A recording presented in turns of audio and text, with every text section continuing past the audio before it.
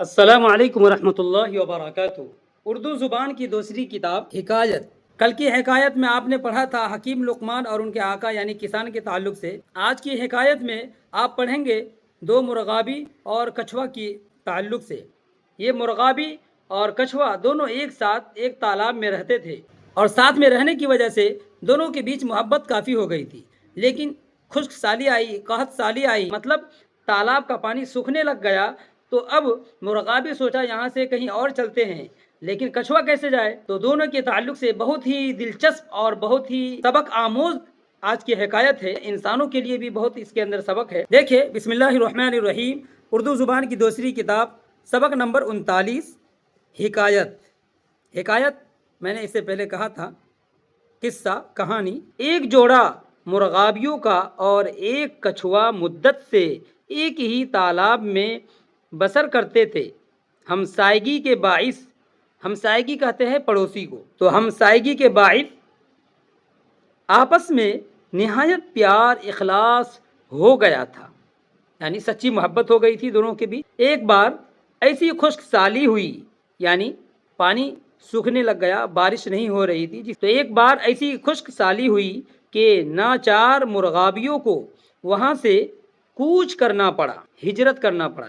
وہ بہت افسوس کے ساتھ اپنے عزیز ہمسایہ سے رخصت ہونے لگے، یعنی مرغابی اپنے دوست، اپنے ہمسایہ کچھوا سے رخصت ہونے لگے۔ کچھوا ان کی جدائی سے نہایت غمگین ہو کر منت کرنے لگا کہ مجھ کو بھی اپنے ہمراہ لے چلو۔ ہمراہ کا مطلب ہوتا ہے ساتھ، ٹھیک ہے؟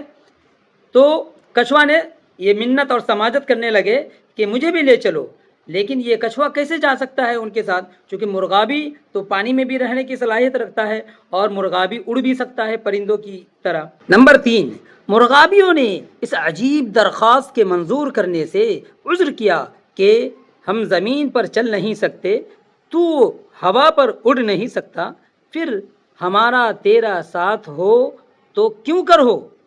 سمجھانے کی کوشش کی، لیکن کچھوا نے نہیں مانا۔ نمبر 4، آخرکار دوست کی خاطر سے، یعنی دوست کی محبت کی وجہ سے، آخرکار دوست کی خاطر سے دونوں مرغابیوں نے ایک لکڑی اپنے پنجوں میں لی اور کچھوے سے کہا کہ اس کو منہ میں پکڑ کر لٹک جا، لیکن رستے میں بولا تو جانے گا۔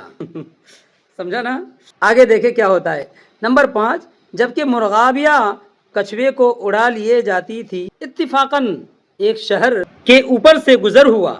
لوگوں نے یہ انوکھا تماشا دیکھ کر بہت شور و غل مچایا۔ اس وقت بے وقوف کچھوے سے خاموش نہ رہا گیا، غل مچانے والوں کو جواب دینے کا ارادہ کیا۔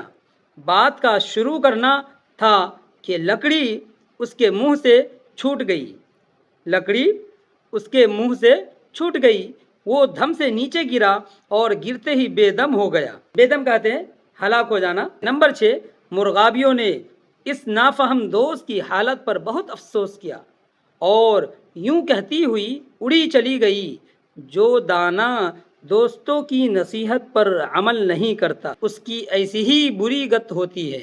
آگے قطع لکھا ہے بہت ہی بہترین، اس سے دنیا میں نہیں کوئی زیادہ بدبخت، اس سے دنیا میں نہیں کوئی زیادہ بدبخت، جو نہ دانا ہو نہ داناؤں کا مانے کہنا، جو نہ دانا ہو نہ داناؤں کا مانے کہنا، آج آفت سے بچی جان تو کل خیر نہیں، ایسے نادان کا مشکل ہے سلامت رہنا۔ اس لیے ہر انسان کے اپنے سچے دوست، مخلص دوست، مشفق دوست کی نصیحتوں پر عمل کرنا چاہیے، ان کے مشورے سے چلنا چاہیے۔ اگر ہم ایسا نہیں کرتے ہیں، یقین جانو ہمارے لیے بربادی ہے، نقصان دہ ہے۔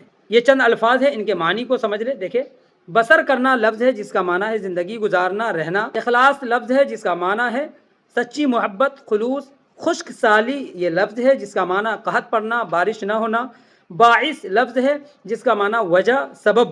ہمسائیگی اس کا معنی ہے پڑوسی ہونا۔ امید کرتا ہوں کہ سبق سمجھ میں آیا ہوگا۔ جزاکم اللہ خیر۔ السلام علیکم ورحمۃ اللہ وبرکاتہ۔